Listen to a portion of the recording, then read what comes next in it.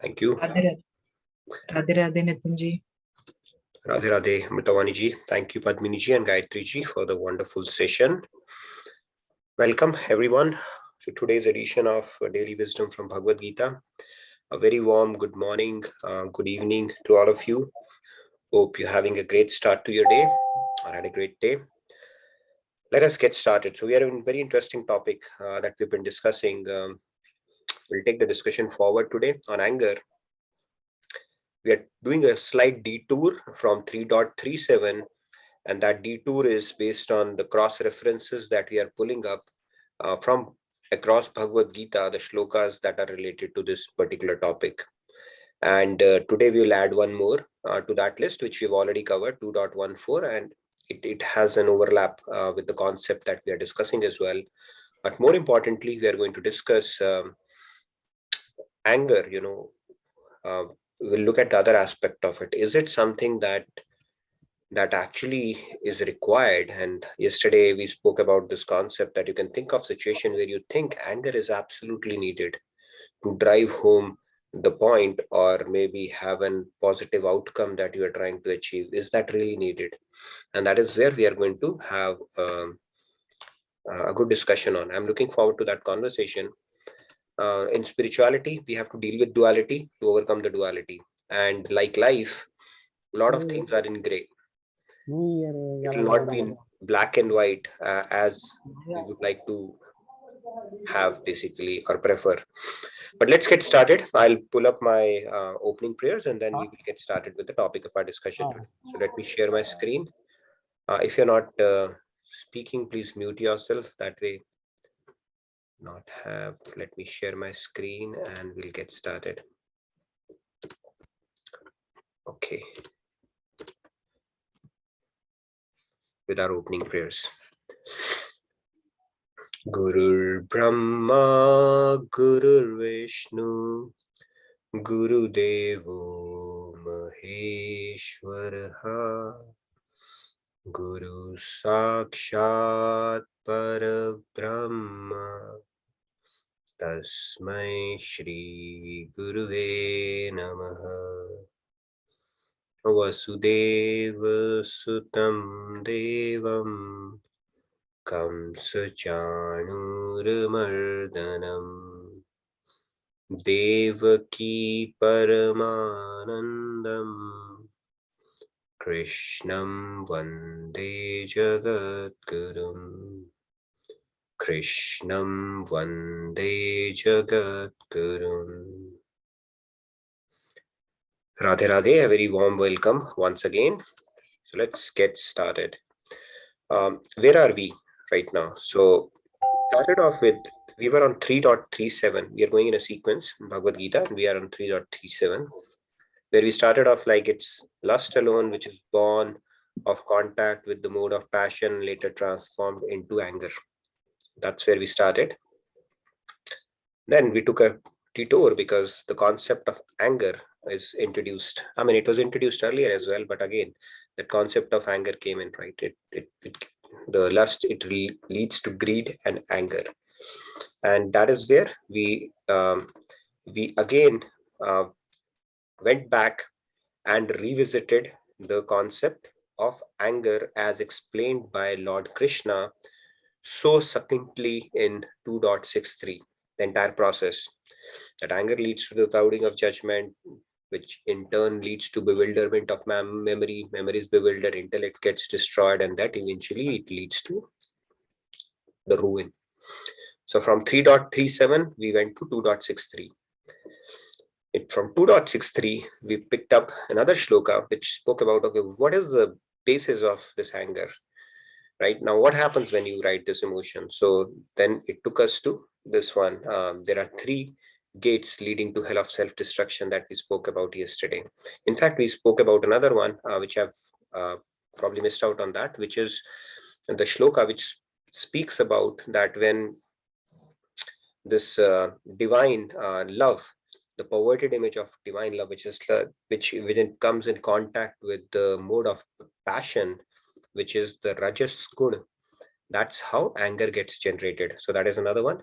Today we are going to talk about another one, which is we have spoken about in the past, 2.14, where the contact of senses with the sense objects, it can lead to, the fleeting perceptions of happiness and distress. And that is, some of the use cases of anger are related to that as well. So I thought it is probably relevant to bring this into the mix as well today. But just to get back, this is where we are. We started off with 3.37. And while in the course of discussing this concept of anger, we introduced some other shlokas as well. And we spoke about all the other shlokas. And today, let's talk a little bit about 2.14 as well before we get into our deeper discussion on this topic. It's going to be more interactive today because we're going to talk about anger being one of the emotions that we have.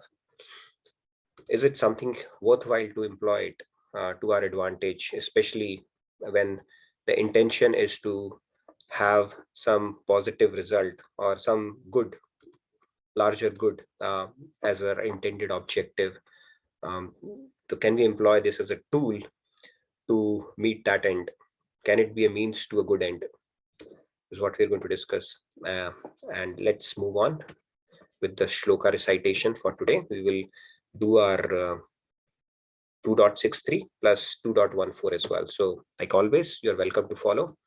So since we have two shlokas, if you don't get a chance in the first one, you can pick up the second shloka to participate in. So I'll get started and then you're welcome to follow. क्रोधाद् भवति सम्मोहः सम्मोहात् स्मृतिविभ्रमः स्मृतिभ्रंशाद् बुद्धिनाशो बुद्धिनाशात् प्रणश्यति. Right? Do we have any volunteers? Yes, we have Shamji. Shamji is the early bird today. Yes, Shamji, please. Radhe Radhe. Go ahead, Shamji. Radhe Radhe. Radhe Radhe, Shamji.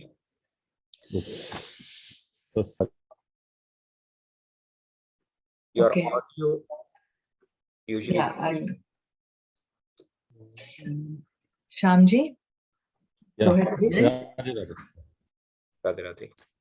क्रोधाद् भवति सम्मोहः सम्मोहः स्मृतिविभ्रमः स्मृतिभ्रंशात् बुद्धिनाशो बुद्धिनाशात् प्रणश्यति.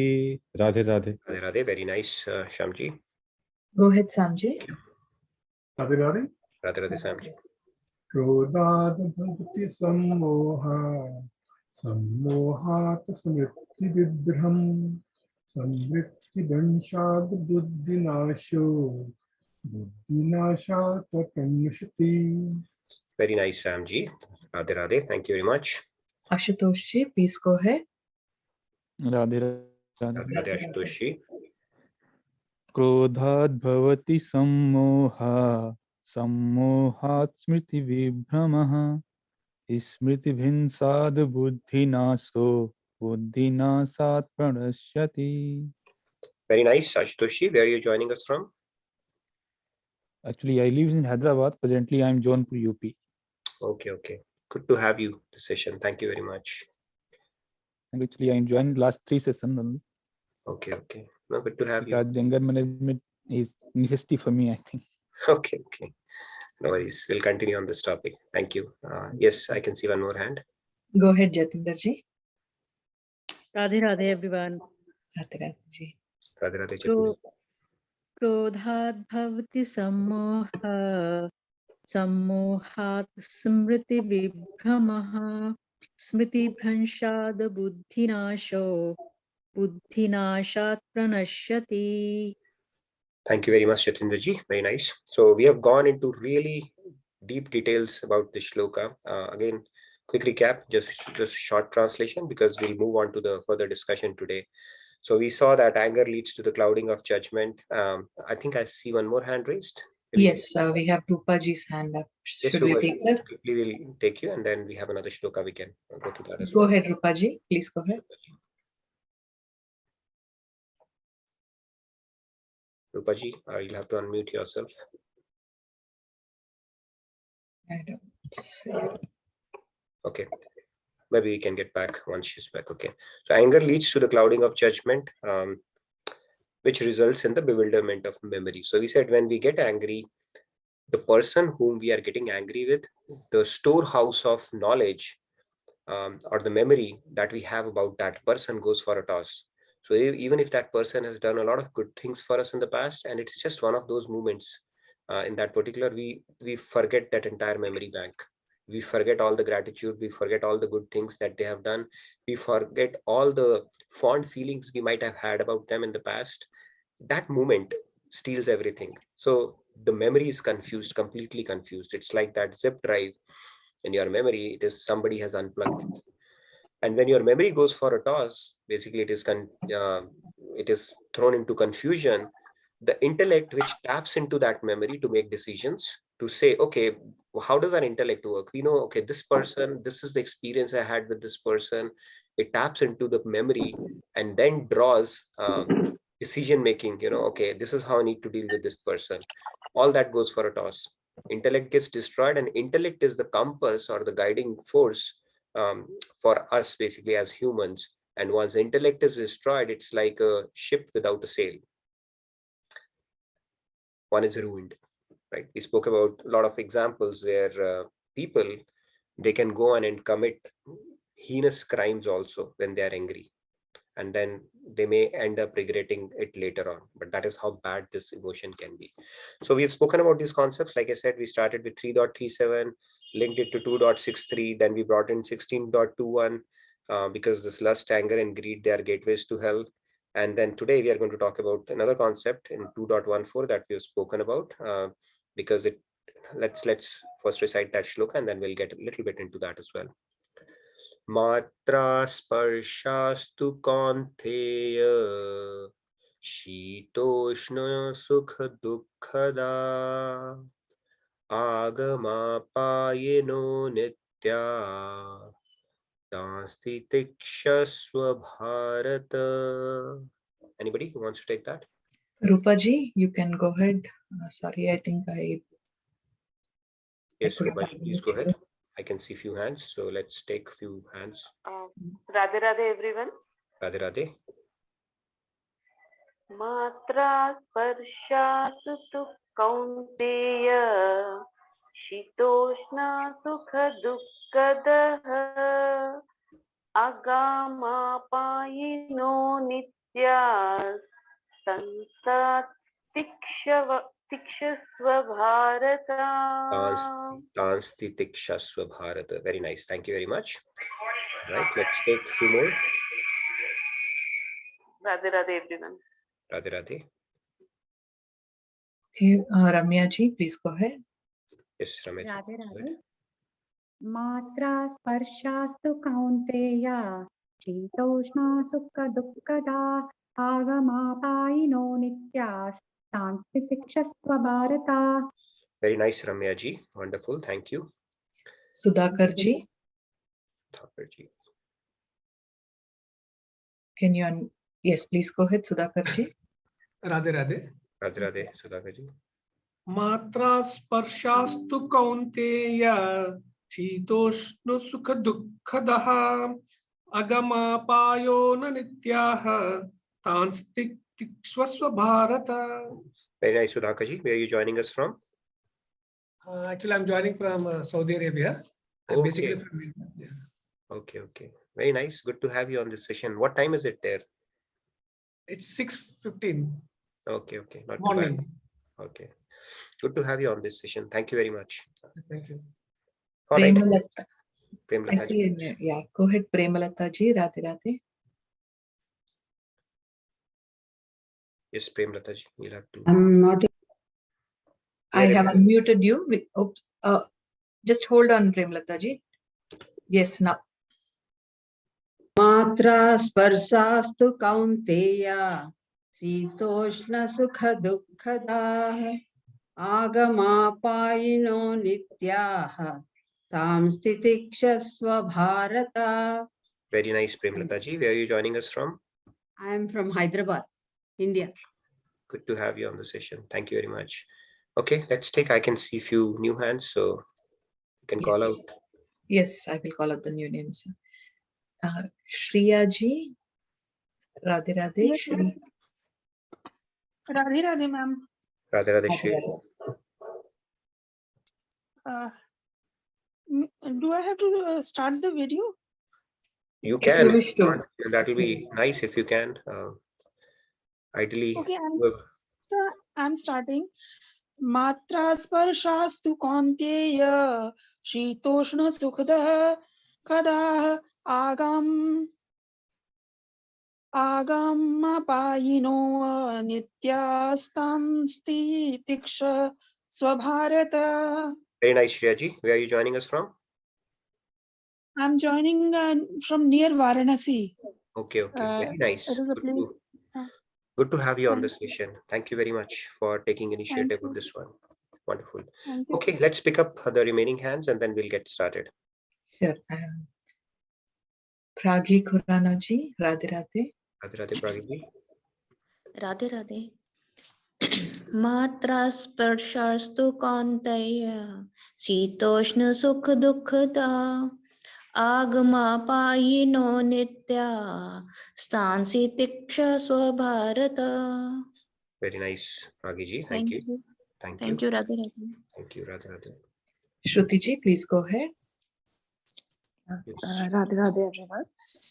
Matra sparshastu kaunteya Shitoshna sukha dukkhada Agam payino nitya Stansa titikshasva bharata. Very nice, Radhe Radhe. Shruti. Wonderful. Thank you. Thank you. All right, I can see one more hand. Go ahead, Ashutosh ji, please go ahead. Matra sparshastu kaunteya Sitoshna sukha dukkada Agam apayino nitya stansti tiksha swabharat. Wonderful. Thank you so much, Ashutosh ji. Okay, I see one more hand, so we'll take the last one then and then get started. Go This is ahead, the last Deepti ji. Yeah, Deepti ji, please go ahead. Yeah, Radhe Radhe everyone. Radhe Radhe Deepti ji. Matra sparshastu kaunteya Sitoshna sukha dukkada Agamapayino nitya Stansti tiksha swabharata. Thank you very much, Deepti ji. Very nice. So in this one, Lord Krishna is telling Arjuna, son of Kunti, the contact between the senses and the sense objects give rise to fleeting perceptions of happiness and distress. These are non-permanent and come and go like the winter and summer seasons. O descendant of Bharat, one must learn to tolerate them without being disturbed. Now, the reason I included it is because some of our anger also happens because of some distress, disappointment, distress that might come across as well, right? Not all the use cases of anger will fall into that category, but quite a significant proportion could fall into that category as well. So let's look at that quickly and then we will take our discussion forward. So this is again getting back to the pendulum, where when one end of the pendulum is going on this direction, one way of looking at it is, okay, it is going in one direction, right, on the right hand side or the left hand side. But if you understand it from the other standpoint, it is actually gaining energy to go to the other extreme as well. So the higher it goes on one end, the higher it will go on the other end as well, right? In physics, that principle we have understood, that potential energy, and then it will get the kinetic energy as when it comes back, and then it will, through the momentum, it will go to the other extreme as well. Similarly, from emotion standpoint as well, when you get very excited, happy, excited, you go to one extreme, the likelihood of going to the other extreme is equally the same. Okay, that is why Lord Krishna is saying it's better to remain equanimous or in the state where you are more closer to the equilibrium. So because when you get too excited, too happy, that means you have the potential to get too upset and distressed as well. Okay, so if you see people who are hyper, they can go to both extremes, and extremes is something Lord Krishna is saying you need to start reducing the amplitude. Amplitude is basically how far you go on either side. Okay, the more you are closer to the equilibrium, the better off you will be, and the better, more stability you will have, and lesser would be your odds of getting upset, angry, or distressed in life as well. So we may think that when we are happy, why to waste that emotion? Let's do something big. So similarly, when we get angry, we don't let that emotion wasted as well. We think, okay, we need to vent it out somewhere. So that is how it goes, unfortunately, on both the sides. And the in this particular shloka, Lord Krishna is talking about when the senses come in contact with the sense objects, right? In this case, mind is also a sense, by the way. It's a sixth sense. It is considered as a sixth sense. And if you go to chapter 15th, shloka 7, it talks about it. So in Lord Krishna, in this shloka, is talking about mamevancho jivaloke jiva bhuta sanatana mana shashthani indriyani prakriti sthani karshati. The two parts. One is he's confirming that concept that we are parts of him only. He's saying mame vancho jivaloke, that the embodied souls, they are my eternal fragmental parts, the jivatma, who we are. And then further on, he goes on to add, but bound by material nature, they are struggling with the six senses, including the mind. So mind is also considered as a sixth sense if you look at it. So it's mind, right, which decides. It's the intellect which decides, but the mind which follows and directs the senses. And when you're angry, when you're punching the wall or otherwise, like the other day I was talking about, there are some anger venting cafes which are opened up in India now. I don't know who came up with this interesting idea, but it's like if you're really upset, something good is not happening in your life and you really want to vent it out, just go there, spend your time breaking things. They will give you helmet, gloves, and you can just go and break anything and everything out there. How is it happening? Your mind is directing your senses, right? And why your mind is directing your senses? Because it is upset. It says, I need to vent out. Okay, I don't want to waste this emotion just by holding it within myself, pent up emotion. I just want to vent it out to feel light. That is the whole idea. Okay, and Lord Krishna is saying, just learn to tolerate it. But how do we tolerate it? What is it that would be needed for us to tolerate? That is what we will be discussing a little bit as well. So let's move on. So our topic of discussion here is, okay, before we get into that, quick question. Anybody wants to take that? What is it one thing that you cannot get rid of by losing it? Anybody wants to answer that question? You can raise your hand. Yeah, I see Ramya ji's hand. Trivia, raised. it's a trivia question. Go ahead, Ramya ji. Yes, Ramya ji. I think it is time. By losing it, you cannot get rid of by, yeah, it's, I think, time. Very true.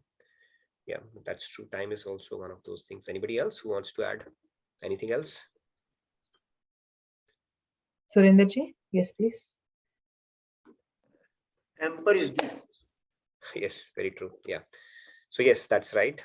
In context with the discussion today, it is temper. So you never get rid of it by losing it.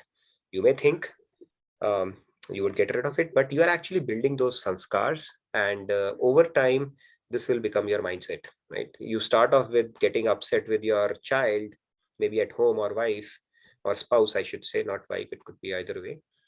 And then you extend it to your family members, and then you start extending it to people around, and then you start extending it on the road when you go out. And then you, after a while, it just starts becoming, because you think you can control by raising your voice, and then soon, before you realize it, you'll start getting upset in everything in life. Okay, when you read newspaper, you'll be upset. When you see news, you'll be upset. When you see somebody on the road walking by and doing something, you'll be upset. So it becomes a mindset. So the more air you give to your temper, the more fuel you are giving it, you're actually building more of it, not just from a sanskar standpoint, but also it's a mindset that you acquire. And it's like digging a pit for yourself that you will have to climb over eventually, especially if you have to evolve spiritually. So that is how bad temper is. So let's move on. Just picked up some pictures, like, wouldn't have to manage my anger if people could manage their stupidity. One of the common reasons we come across is, might have seen that, it just that person is plain stupid. Nobody can drive sense to him, and that is what upsets me. Can happen, right? I am sure most of you, if not all, can relate to it. And then anger, it says, it makes your mouth work faster than your mind. That is how it goes. That is how terrific anger could be. Now, if you think that you're blaming stupidity around for the reason for your anger, we will get a little more into that topic early next week, where why do we get upset, what are some of the triggers, and how we can tackle those. But I just found this pretty interesting from Einstein. One of my favorite quotations from him. He said, well, what is the difference between a genius and a stupidity? Genius has its limits, it said. And in fact, there's another quotation which I like, which says that if this world, there was no stupidity in this world would have been a very boring place to live in. And ironically, we all contribute to that stupidity as well, at least I do. But this is how the world is designed. It will never be perfect, and we will find that one person, whether we want to call that person stupid or idiot or just doesn't make sense, who will push your buttons. Okay, we all have buttons. Like the remote control has a button, they will push. They know exactly. They don't know. I mean, I'm not saying they're doing it intentionally, but the design of this universe is such that it wants us to raise our game. And one of the ways to raise that game is to get people around you who can push your buttons, which will really trigger you. Okay, mind you, you will keep coming across people who will keep pushing your buttons, and that one or two people will always be there no matter where you go. And if you have conquered that, you'll find another one until you conquer that, and that is the whole design. So now let's get to the discussion topic today, because we want to spend some good time on this. Anger, should we suppress it? That is one option. Okay, we spoke about an example of Shankaracharya yesterday, also Buddha yesterday. Should we express it? Okay, we are feeling it. Okay, there's a lot of management theories. They say that what do you call that? Integrity is coherence in thought, speech, and action. Right. So if you're feeling upset, it's better to let it know in polished words, of course, sugarcoat it or whatever you may want to call it, package it nicely. But it's important to communicate what you're feeling. And third is process it. And if let's talk about these options a little bit. So which is the best option? That's one. And more importantly,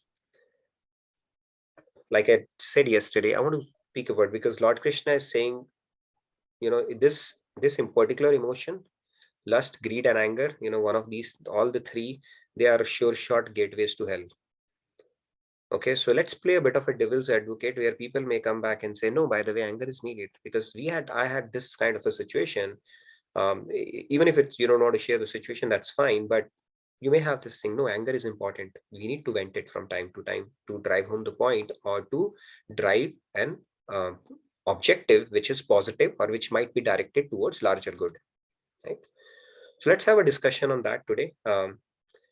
Can we deploy anger as a tool for a positive outcome, and is it perfectly justifiable in certain situations or circumstances? Let's get the discussion going on that. Let's see if yes, no, maybe. So let's get the discussion going on this one. I'm going to stop share for a minute, because I want to pull up another slide where I'm going to get this discussion a little more food for thought as we build on this conversation. Yes. Ashutoshi? Actually, regarding the process, I think anger should be processed, but I don't know how, but it should be processed, not bent out or something like that. And regarding positive outcome, means in my lifetime, I didn't gain a single thing. When I get anger, I got positive outcome with anger myself. Every time it hurtful for me at someone else, like.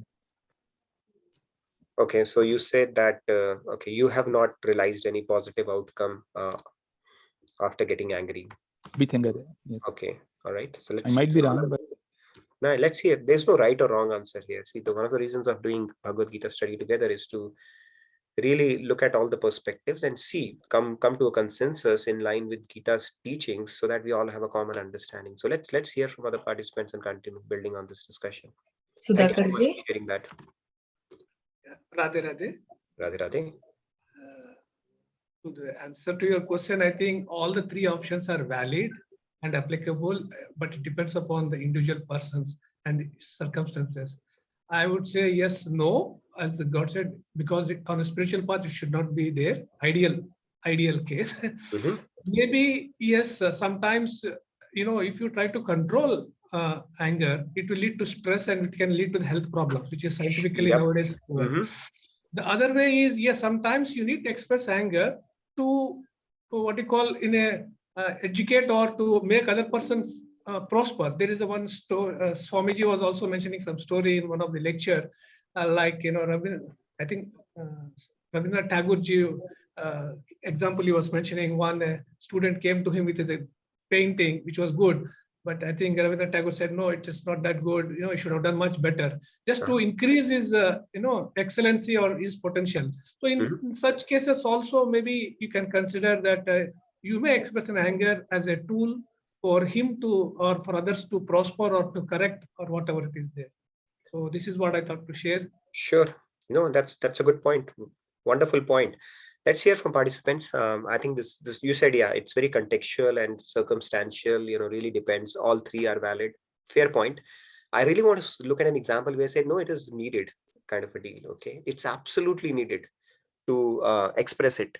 And maybe an example, if you can tell us where it has actually helped.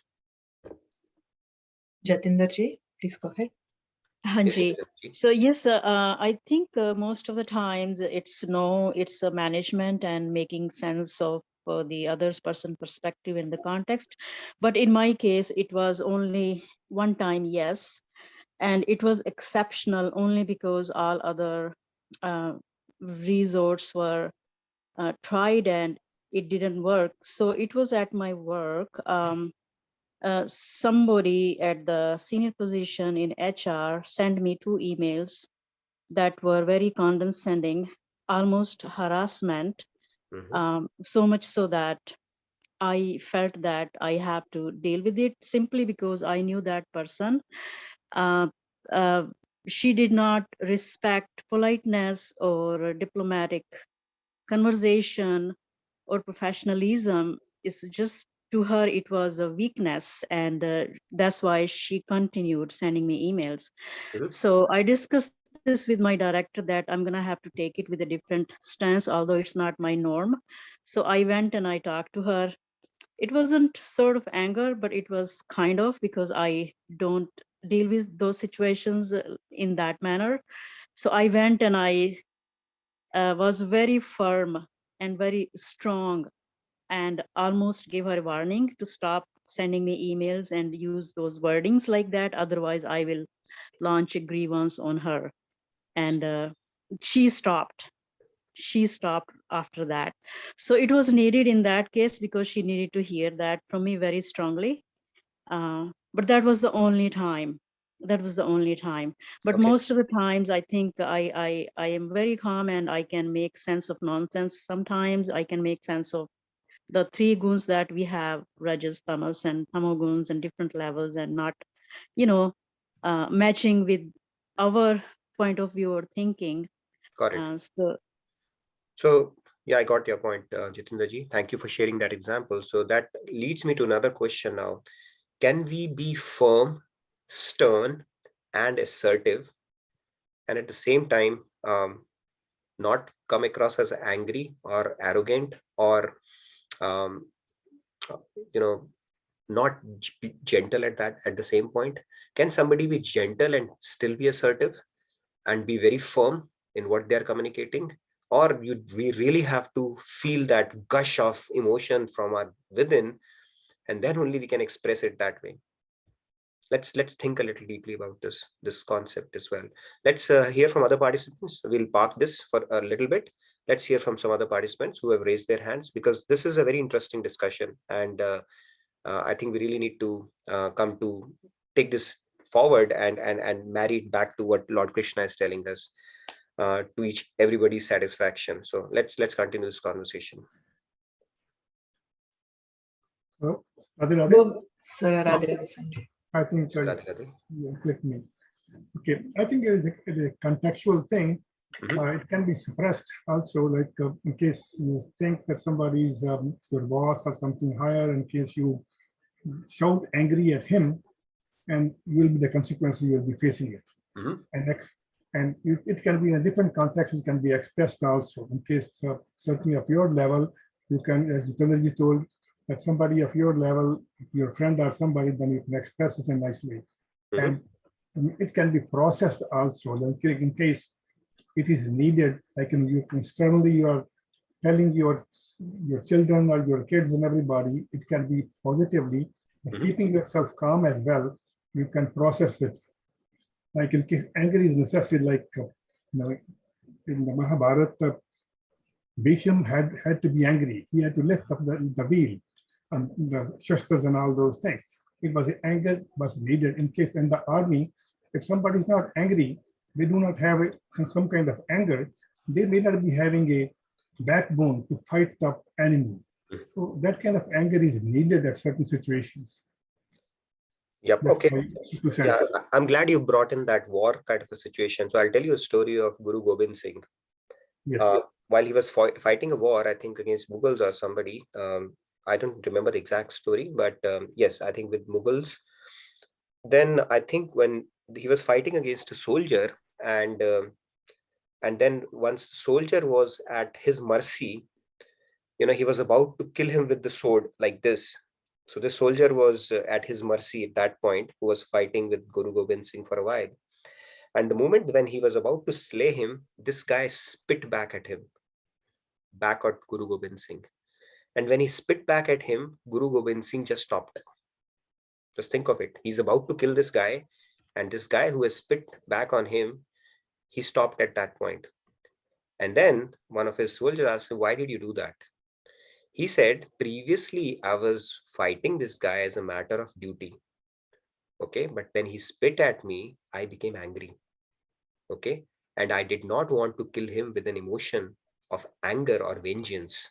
That would have incurred bad karma, of course, right?" So he stopped. Now, do we really need to get angry to kill somebody? If it's a matter of duty, that is the question to be asked, especially when we are talking about spiritual concepts. So again, let's park this. Let's hear from other participants as well. Okay, I see a new name. Pankaj Sharma ji, please go ahead. Yes, Pankaj. Thank you. I have heard one story. There was a great Indian leader, and some guy came and spit on his face. So he did not,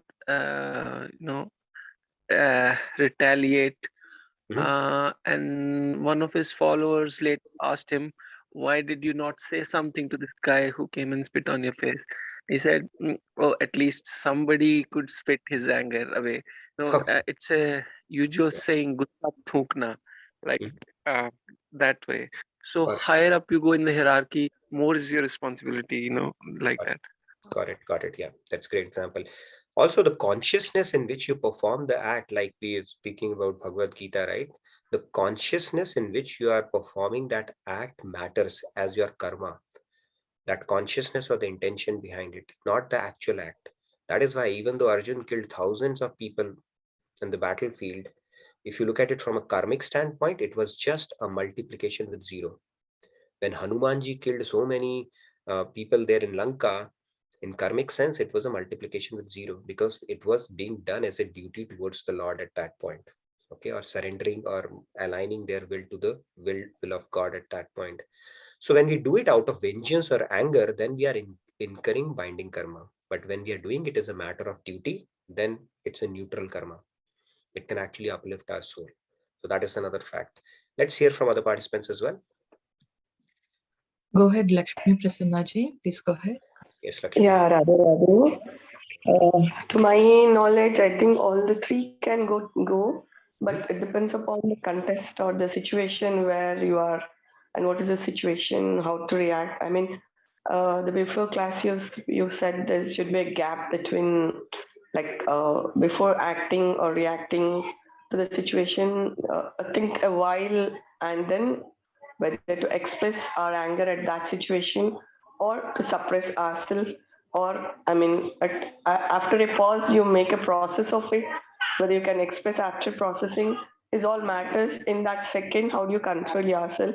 And I'm with my experience, there's a lot of difference at the moment controlling and then later expressing in another way, not in with the anger. So I could find a little difference in my life. So I want to say that at that context, just control for a few seconds at least, and then express the same thing, but not in the anger way. It is working out. This is my recent experience. It's I a want to share. Thank you. great point you brought in, Lakshmi ji. In fact, you can experiment it. I have tried it out. Okay, a lot of times myself, and you can try it out with your kids as well. Okay, we have a little one. So when you are feeling disturbed from within, and you're just going with the flow or the surge of your emotions, the impact that you have on the other person is much less than when you do the same thing with a clear thought process and with a calmness inside you. You will see the difference, right? When you're saying just do it kind of a deal, right, they'll probably not listen. But when you're doing it with a calm mind, just being assertive, okay, the job will get done more often than not. And same thing happens with people as well. We have like in our heart, right, they say it's kind of a what do you call that, electromagnetic waves are radiated from it based on what we are feeling, and people catch it. So we need to be at ease first in order to drive home a point. It doesn't mean that if we are excited just because we are going to do some show out and something, it's going to have a better effect. It may have temporarily, but in long term it will not have. uh, that game of bro beating somebody into submission through anger is not a long-term game. It's not a game that will be sustained, because it's just a matter of time before the other person will find a way out or rebel. So let's continue this discussion. But great point, Lakshmi ji, what you said. Same thing, if you do it with a calm mind, with a clarity of thought, the odds of success increase manifold. Yes. Sudharji, Surinderji, sorry. Radhe Radhe Prabhu. Radhe Radhe Surendraji.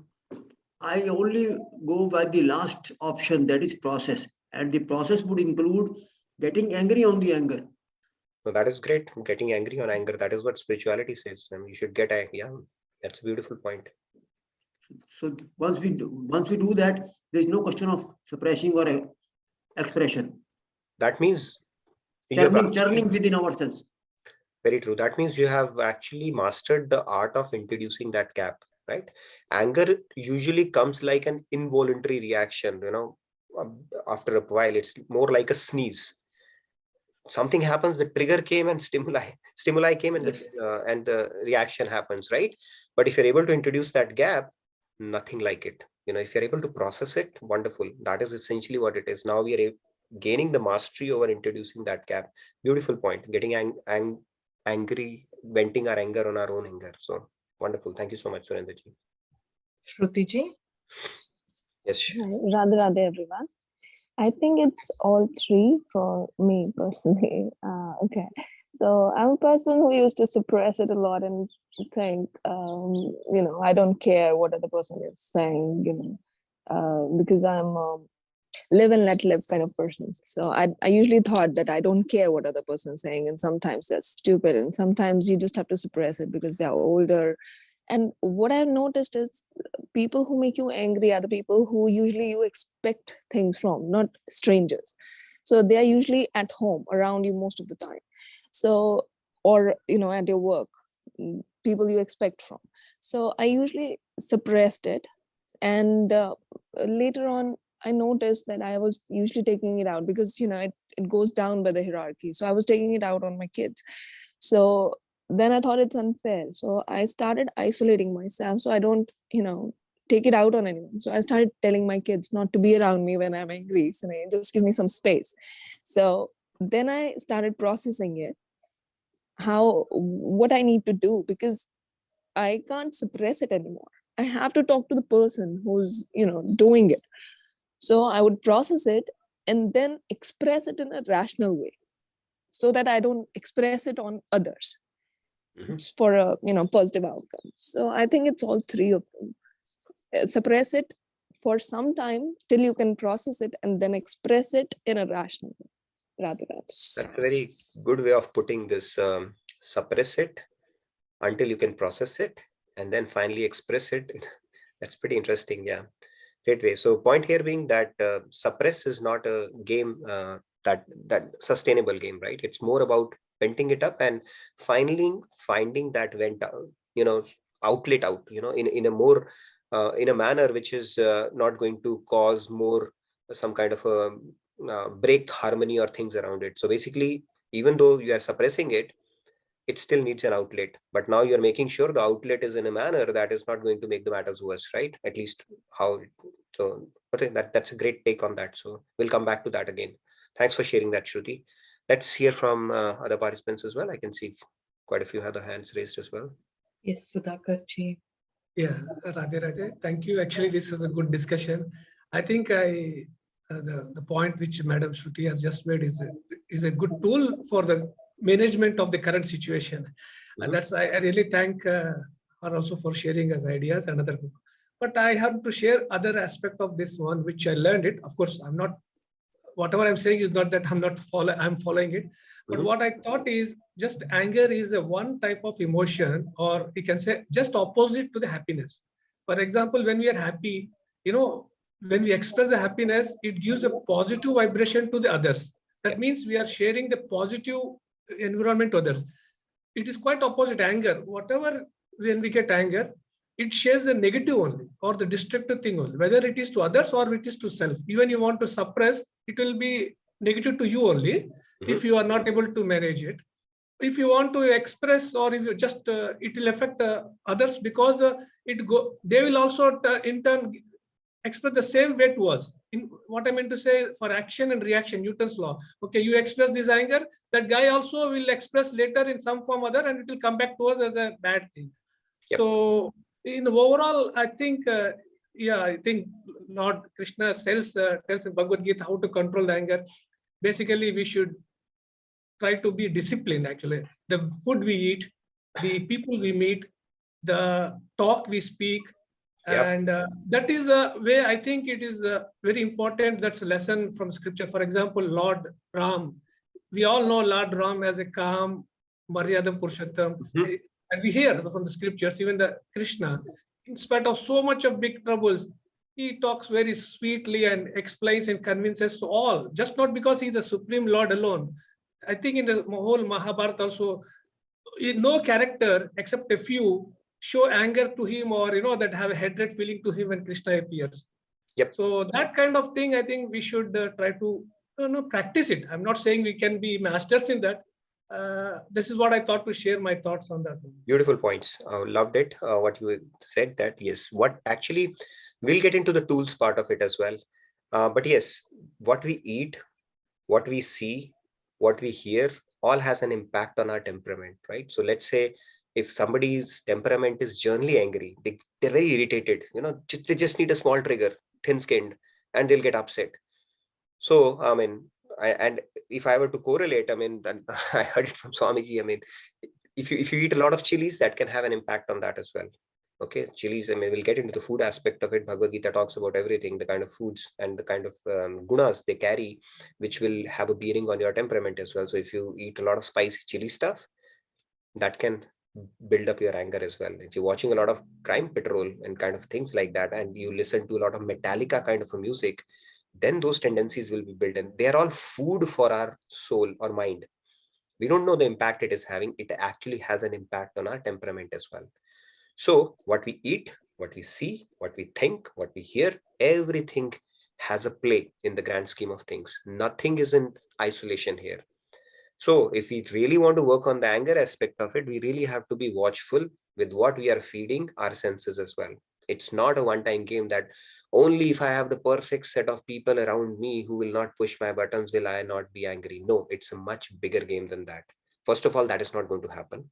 Okay, the design of the universe is such that there will be people who are strategically placed in your life, whether it's your spouse, whether it's your relative, whether it's your neighbor, who will challenge you based on the lessons that you need in life.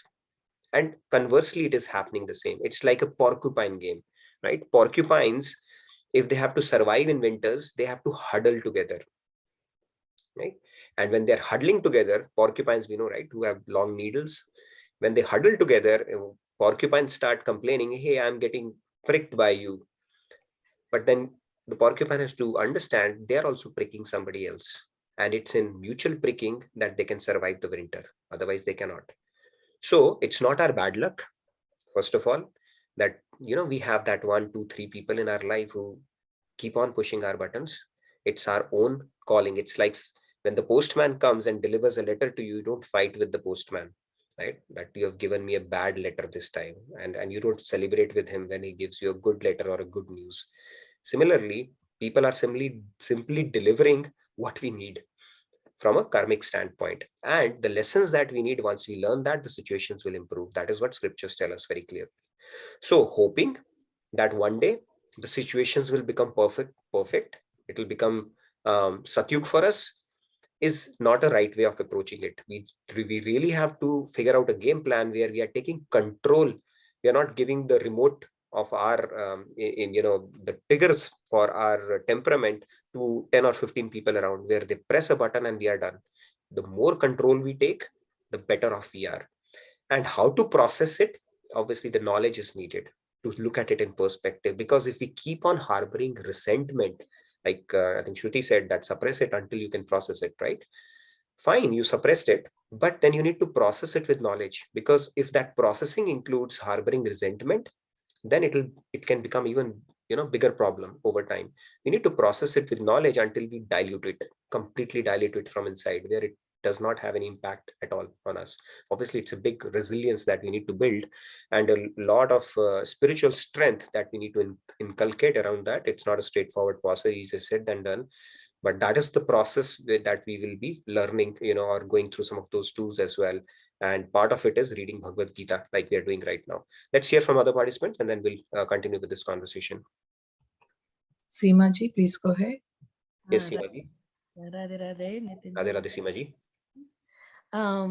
Yes, I do have someone in my life that pushes those emotional buttons. Seema ji, before you go further, if that is the bad news, the good news is that you are not the only one. Everybody has, okay? Because we have certain lessons to learn. Yeah, please go ahead. Well, what I realized is, why does she do that? And, that made me upset. And then just the thought popped in my mind when I come just a second later, that, well, that is her disposition. What are you going to do about it, Seema? Well, accept her the way she is, and let's think about how we can address the situation and not her behavior of pushing my buttons. And then the thought was clearer. And then what happens is that the first initial angry peak of emotion was there. And then when I thought about it, oh, that's her disposition. Then it goes down to a lower level, and we never get to that high angry intensity again, because we have channeled into gone into a detour, is what I like to call it. Mm-hmm. So, the whole credit goes to meditation sadhana. Wonderful. And because if you have built that quota of meditation, then you are able to draw on that bank account. Yep. And deal with it. And then as you do more meditation, you can fill up that bank account. So that has been my 1, 2, 3 avenue. And the more you practice the meditation, the more you are able to access it. And then that becomes a new habit and character. Wonderful. So meditation is one of the tools, yes, that really helps us build that spiritual bank balance that we are talking about, right? It really builds that resilience or the spiritual strength that we are talking about. And there's nothing more powerful than a meditation, for sure. So thank you for bringing that to light, Seema ji. One more thing I wanted to, was there something else you wanted to add, or were you done? Okay. Okay. Thank you. Thank you for unmuting. Thank you so much. Thank you for your one more thing. The two things that I believe meditation is internal, and fasting of the food, the dominant sense of taste. Taste is a dominant sense. So fasting, it subdues all the senses, including the mind, and especially the impulsivity of the ego that wants to just attack the anger of someone else. That is subdued. And so when we fast, we actually get closer to God because we are putting our soul, empowering our soul over the impulsivity of the ego. Very true. That's true. Our diet has a direct bearing to that. So you'd hardly come across a person who's very serene, calm, tranquil, but at the same time eats a lot of chilies. Right. Usually you'll not come across that, right? Second thing, coming back to what Jitinder ji had said earlier, right? She had to tackle a situation in a certain way. Sometimes we just need to be loud with people. That is also needed, right? There are times when we are loud with our kids, just not that we are really upset, but just to drive home the point.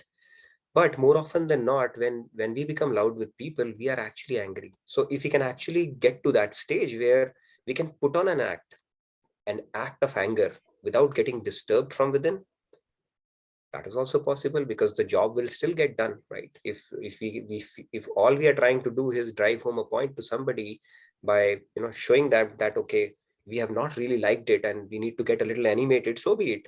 But does it mean you have to get disturbed from within? No, not really obligatory. But Obviously, the tone of voice makes a difference. it does, and you can put on an act. If you can actually put on an act. I mean, I've tried it. Okay, you can try it out.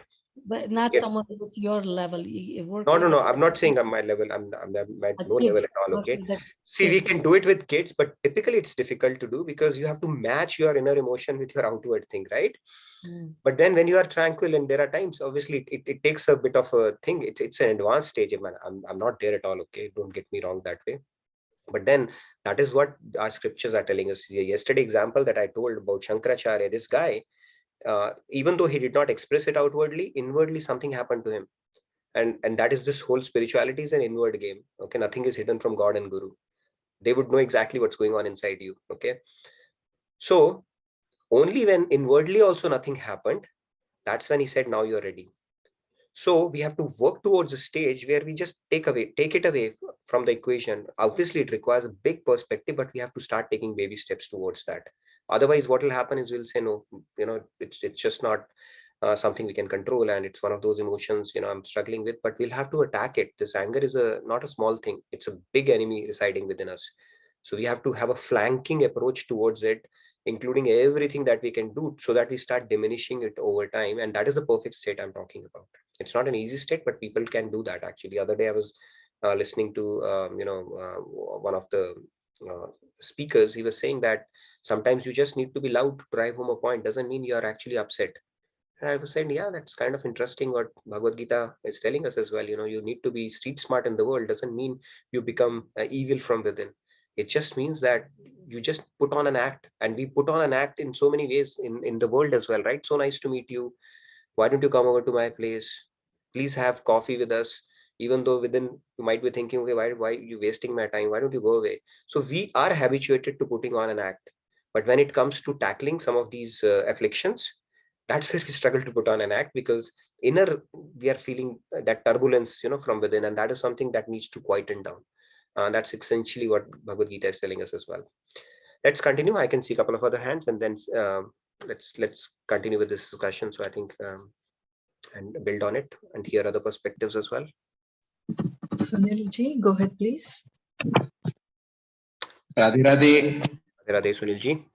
Radhe Radhe Nitin ji. Yeah, I mean, it's a coincidence that I wanted such a session, and you are producing such a good session today on anger management. Yeah, okay. I must say that. Yeah, because as you mentioned, I mean, I used to watch a lot of this crime patrol and etc. And there are some scenes where really it makes me very angry. Like someone says misbehaves with a police officer, and then suddenly even the tendency also comes to me. Why not to go for his throat and bash him up? Like same thing also happens with me when I'm talking to a client or any of my colleagues. When they say something which suddenly provokes me, my anger starts to get built up. Yeah, and I mean, it so happened that at times I have expressed it, but in a mild manner, because they are all, after all, our clients, and my teammates are my teammates. I can't just go ahead and just go for the throat. But post this, the scar remains in my mind, and I feel a bit sad. I mean, not sad and angry that why I can't do it, why I can't do it. So that anger again keeps on building me. And you rightly have mentioned that anger assumes drastic proportions if it is contained.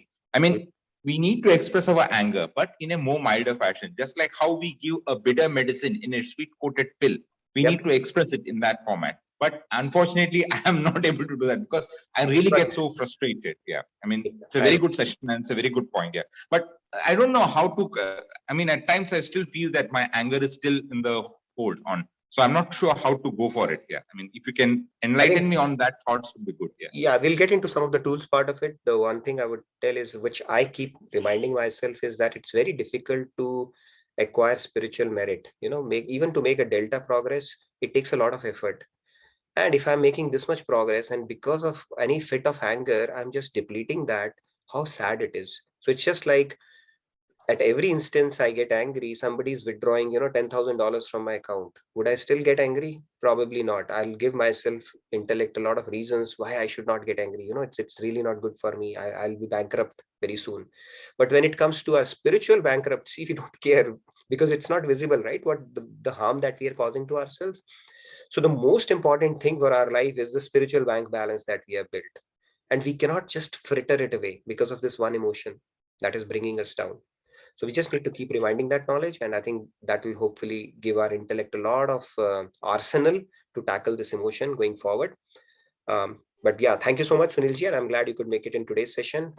I see one more hand, but before people leave, I just want to wish you, because tomorrow we're not going to have that session. So I wanted to wish you 2022 very devotional, blissful, and hope all of you can draw a lot of grace from Radha Krishna, God, and continue on your spiritual journey. And it has been a wonderful, wonderful journey this year with all of you. And I look forward to another fulfilling year next year, where we will continue to, on this wonderful journey that we are having. And yes, Padmaji, we'll come back to you, and Samji as well. Wanted to put down this thought as well. I find this quotation very interesting. Again, it is related to, you can apply it to a lot of things. Bad day for the ego is a good day for the soul. There are times when we feel battered, when we feel down, when we think, something, we have to take down the bitter pill, but then it's a good day for the soul. That is always the case. Okay, so there's a silver lining in everything. And especially if we can start building resilience, and not feeling a need to retaliate always, we are doing ourselves a big favor, because we're building a lot of spiritual strength, which is our perpetual asset. So that is another way of looking at this whole thing. And the other thing is, sometimes we are stuck with people around, right, which are mean and all that stuff. It can happen as well, for whatever reason. We really have three choices, right? Change the system, quit the system, or learn to live with the system. Can you change it? There are occasions you may have an ability to change it. Can you quit it? There are situations where you may be able to quit.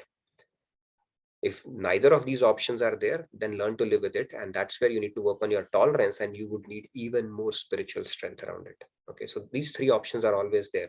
But if we continue to live with it and keep complaining in our mind, then it's pointless.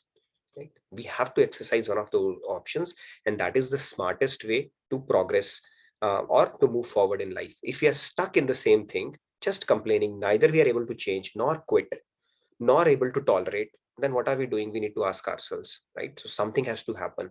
And in all the three cases, you would really need spiritual strength, regardless of whichever option you go with, to process that resentment, or process that, that pushing downward, that we experience, that we're getting pushed downward by some force that is not letting us, expand our wings.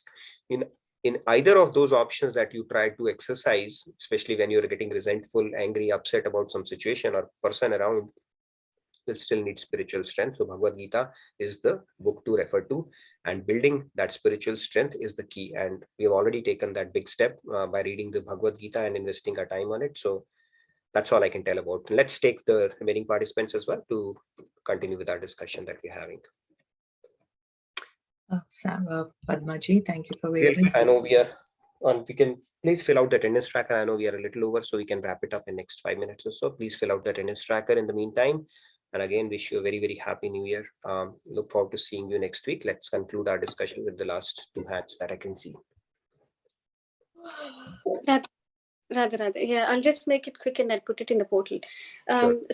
Suppression, right? Suppression, if we really, really think about this, where we're not we're not using not the language, right? But if you're really using your own sensation, your own body, I don't think it is possible to suppress, even though we're thinking by the language that we're actually suppressing it. It's just that we're containing it. The containment is actually happening from internal. So that means you're internalizing that anger, which is eventually, anyhow, in any form or shape, a different situation, either to self or to others. It will eventually show in different forms that you are not aware of, but it will eventually show. But when you're suppressing, or if you're thinking that you're suppressing also, there is a good way to check yourself. Like, how do I feel? Do I feel okay when maybe I'm suppressing? Do I feel, how is my body feeling? What is my sensation, right? And oftentimes how we express that is in a sentence or a word. Oh, I don't feel right. I don't feel good, right? When you yell at somebody, when you scream at somebody. So that is your sensation and your internal clock telling you that there's something not right within yourself. Forget about the other person that you want to scream at and yell at. So we know that it is not possible that we are able to suppress this. And what we're really trying to get at is, because we are not at that stage and we have the deeper emotion, which is God's Maya. I think what we are trying to do is acknowledge that we have this emotion and it is so strong that at least have, instead of sugarcoating it, like we are trying to manage it in a way so that it becomes a permanent medicine, but not a bandage for a temporary purpose. That is what I want to say. Like, if you can perceive that as a cure, but not a temporary bandage, that will give us the right contemplation to say, what is the tool that I need? Somebody might require different tools, but what is the tool that I need to do in order to understand the way that I need to understand that I'm actually angry, even though I might not be convincing myself, but convince yourself that yes, I was angry and it's hurting me and the other person. Then you will develop your tools, like whatever the different tools that everybody was talking about. You put a set of tools for yourself which works for you in the time, space, and situation that you're in. Yep. Wonderful. That's very true. And it's like suppressing, it's like delaying the inevitable, right? So beautiful point, Padmaji. You can expand more on that portal. Yes, Samji, real quick, and I see Shreyaji as well. So real quick, I know we are a little over time. One announcement we wanted to say: tomorrow we are going to celebrate New Year's here at Radha Krishna Temple. So if you are in around Dallas, please do come over. We are going to have some family fun. And Amrita Maniji, you can add more to that. Any other announcements that you may have? Yes, quickly. Yes, real quick, I'll give an announcement. We do have in-person New Year celebrations, like Nitinji said, but 10:30, that is 10 a.m. India time, we will be having live sessions, that is virtual, and in-person sessions. We will have bhajans and everything. I will post the link, so please do register for that. And the attendance tracker has been posted, so please do fill in the attendance tracker. So before I could finish, on behalf of all of us, JK Yog and everyone, Happy New Year to everyone. Happy New Year to everybody. So look forward to an exciting next year as well. So yes, Samji. Since we brought the topic of 22, so why do we celebrate the New Year holiday? Why do we celebrate New Year holiday? I'll give you my reason. You want to listen to my reason? I declared a New Year holiday myself because I was born on 31st tomorrow. Then I declared a day off for everybody. Okay, that's good to know. Samji, you are one of the blessed souls in this world that the entire world is celebrating your birthday, so right. Not only me, in my family there are 3 persons born on 31st. Okay. And that's why I declared everybody, me, my daughter-in-law, my nephew. Wonderful. It's quite a coincidence, I would say. Right, yeah, that's what my son's wedding, I declared it. It is not a coincidence, I told them. I said, because it was a sequence, was like my birthday, my daughter-in-law's birthday, my nephew's birthday happened to be on the same day. So we declared 1st of January a holiday for everybody all over the world. You enjoy it. Wonderful. So wishing you all a happy birthday in advance. Thank you, Radhe. And best wishes from our team and all of us. So thank you so much. Thank you. And you will never forget this thing. Now, why the 1st of that January is a holiday? We'll never forget it, for sure. I'm just kidding. Thank you. Thank you for sharing that, Samji. On a lighter note. Very nice. Thank you so much for sharing that. And happy birthday to all of you in advance. Thank you. Yes, Shreyaji, I know, real quick. I know we are over time. Happy birthday, Samji, on behalf of all of us. Thank you. Yeah, very happy birthday. It's a pleasure to have Shreyaji? you. Yes, Shreyaji. Yes. Shreyaji. Yes, please go ahead. Ma'am, Radhe Radhe. Actually, I'm Shreya's mother, Aarti, and I'm feeling so unfortunate that I have missed such an important, valuable session on Bhagavad Gita for so long. Today, I attended it for the first time. How can I get the wisdom that I have missed? No, Shreyaji, so see, it's never too late. It's like wherever you start, I can assure you, because we've been having this session for last 1 year. But I can assure you that if you continue on this session, you will not miss any single fundamental thing that you need to know as we go along on this journey. Okay, so what I do typically is I keep going back and forth and keep revising the key concepts, because the idea here is not to go through the 18th chapter and say, all right, we have done Bhagavad Gita. The idea here is to, by the time we get to that, which might take 4 to 5 years, by the way, God willing be, that all of us get the key concepts and the import of Bhagavad Gita, and what do we need to practice on a day-to-day basis, and what are those top 3, 4, 5, 6 things that we can prioritize in our life. So you will not miss out anything. And if you have any questions, feel free to reach out to me, or you can put it in the attendance tracker, and if you have any questions. And we will keep on having sessions, even though we have done it in the past. I keep bringing those concepts from time to time, so that we are all up to, like, for example, this anger management, we had done it in the past, right? But since we came across a shloka, I thought it was a nice opportunity to recap this session. Similarly, Karam Yoga is something I would like to pick up, on one of coming months as well. And all the key concepts like soul, who is God, who am I, what is my relationship with God, what is the ultimate purpose of life, what is bhakti, what is gyan, what is the difference between the two, all those concepts will keep on reiterating, so it's never too late. Okay, so please, it's welcome to our sessions, and pleasure to have you. And if you have any questions, reach out. But like I said, be rest assured, you'll not miss out. Okay, whatever we have covered, we'll keep on revisiting it. Is there any provision for the previous recording? I'll try to get all the good recordings, the sessions, the popular session ones, but putting all the recordings, then, there's a flip side to it, and then people would rather not participate. The idea is to have everybody here. Maybe in future it will happen, but I can't promise it right now. But like I said, if you are able to attend sessions, you'll be up to speed on wherever the rest of the group is. So it shouldn't be a problem at all. Thanks a lot, sir. Thank you. No worries. Thank you very much. Let's do our closing prayers. Om Sarve Bhavantu Sukhinah, Sarve Santu Niramaya, Sarve Bhadrani Pashyantu, Ma Kaschit Dukha Bhag Bhavet. Om Shanti Shanti Shanti. Thank you, everybody. Have a wonderful, wonderful new year. I know it's gift for you, and thank you from the bottom of my heart for spending one good year with me. I know the time has just flown by.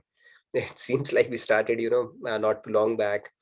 And all the faces that I see, I mean, whichever faces I'm able to see, it seems like we've been. When did we start? It was in December, right? December of last year? It was December of last year, I know. Amruta Vaniji would probably know the exact date.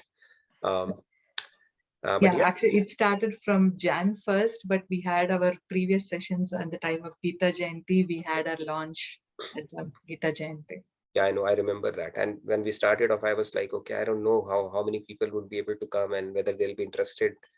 But, it has been a wonderful group, strong group going, and Shyamji's smiling face. It always seems like we've been like this forever. So thank you so much for spending your time, and we'll keep on taking it deeper and deeper into Bhagavad Gita. I mean, I look forward to these sessions, and I hope it's the case with you, as all of you as well. So yes, Shyamji, I see a hand raise. Yes, Shyamji. Yeah, it's a privilege to be part of the Bhai. As I always tell you that I've been this group since day one, and it feels like yesterday only I was part of this group. So I always tell that it should always go on. Gita should never end. It should be. We will go on, Shyamji. Don't worry. For as long as the health permits and everything else permits, we'll continue to work. And I really appreciate you turning on your camera every day. If more of you can do that, that will be nice. Again, I don't want to put pressure on you guys, so whatever you feel comfortable. But yeah, it gives me kind of a interactive assurance, that things are going fine, because especially when I crack some lame jokes, I need to know how badly it has been received. Okay. But yeah, it has been a wonderful journey, and I hope it has been the same for all of you as well. So, but it seems like yesterday, like very, very true, Shyamji. Thank you, Shriyaji. Good to see you. Okay, have a wonderful new year. Enjoy yourself, stay safe, and I look forward to seeing you in 2022 now. Happy New Year and Radhe Radhe. Thank you, Nitinji. Thank you so much. Happy 365 days of Bhagavad Gita. Yeah. Happy New Year to everybody. Thank you so much. Happy birthday to you in advance. Radhe Radhe. Thank you, Radhe Radhe. everyone. Thank you. Thank you so much. Radhe Radhe. Good night. Happy New Year. Happy New Year. Thank you, everyone. I will be Happy New closing Year, the session. everyone. Happy New Year, Rupaji. Happy New Year, everyone. Thank you, everyone. I'll be closing the bridge now.